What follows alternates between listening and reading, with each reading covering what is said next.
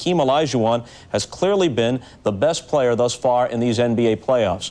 He has befuddled Utah, Phoenix, and San Antonio with his brilliant assortment of shots and moves. Take a look. Time to go to Hakeem.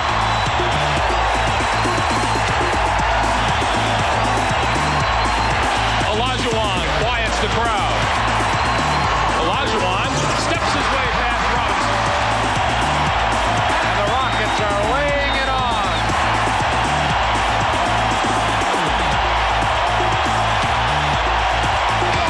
Olajuwon again overcoming.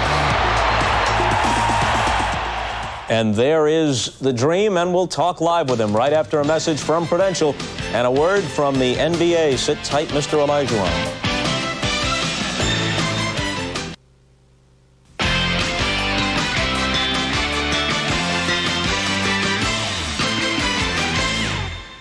Welcome back. The Houston Rockets are champions of the Western Conference and defending champions of the NBA, thanks in no small part to Hakeem Olajuwon. Off his regular season performance, Olajuwon, though, finished just 5th in the league MVP balloting.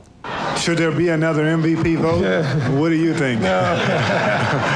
Of course I think so.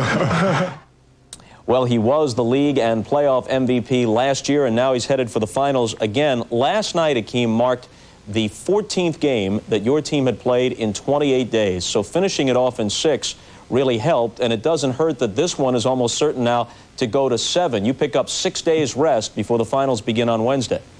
This is wonderful. Today, for example, no practice. I didn't know what to do. I was so excited just to be free for once.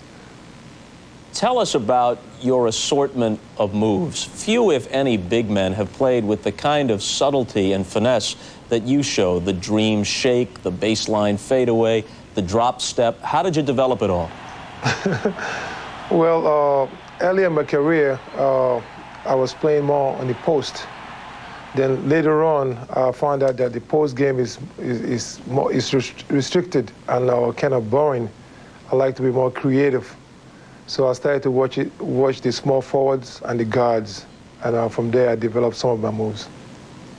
You said that when you saw David Robinson receive the league MVP trophy, and no one begrudges him that for this season. He's a great player. He had a great year. But you were the defending MVP, and you saw him receive it. We're looking at it right now as he gets it from David Stern. You said that that really didn't motivate you.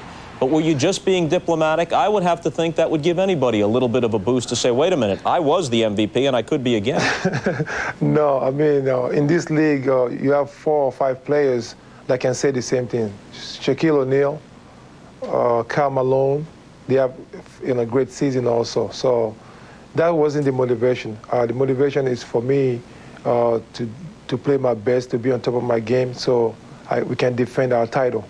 How did you happen to outplay David Robinson by such a large margin? I mean, you've had good games against him in the past, but it's been closer to a standoff in the regular season this year and in prior seasons, but you dominated in this time. How come?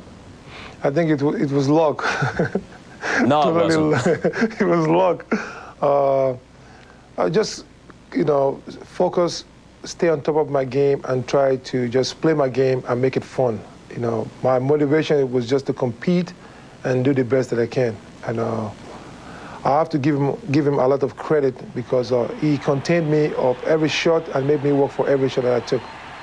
Well, that brings me to the next question. I mentioned 14 games in 28 days. You play against a terrifically athletic player like David Robinson. He contests every shot. We see how hard you work. You played a lot of minutes, shaking, moving, dip in the shoulder, the whole repertoire.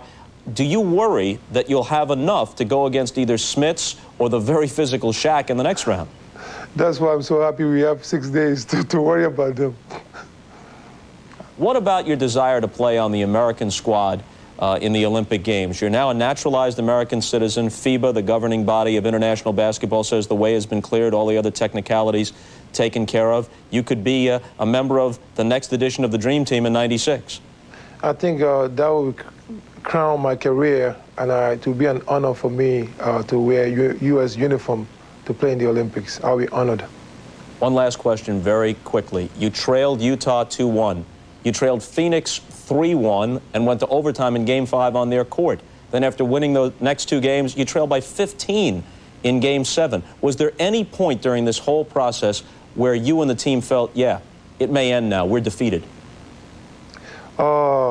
Yes, but you can see that was when the team came together, that it's time for us to make our move now. When was it? What was that turning point? In Utah, Game 5 in Utah, we were down 13 points going towards the fourth quarter. And we said, we have to make our move right now. And everybody stay positive. They were confident, and you can see it in everybody's eyes, like, let's do it. And from there, we didn't know what happened. We were very lucky that the momentum shifted in our way. I didn't even understand how, I didn't know how we won that series. I was just so happy that we won it. Well, you've won 3 of them now, and thus we'll see you in the finals starting on Wednesday in either Orlando or Indiana. Congratulations again. Thank you so much. Okay, Hakeem Olajuwon.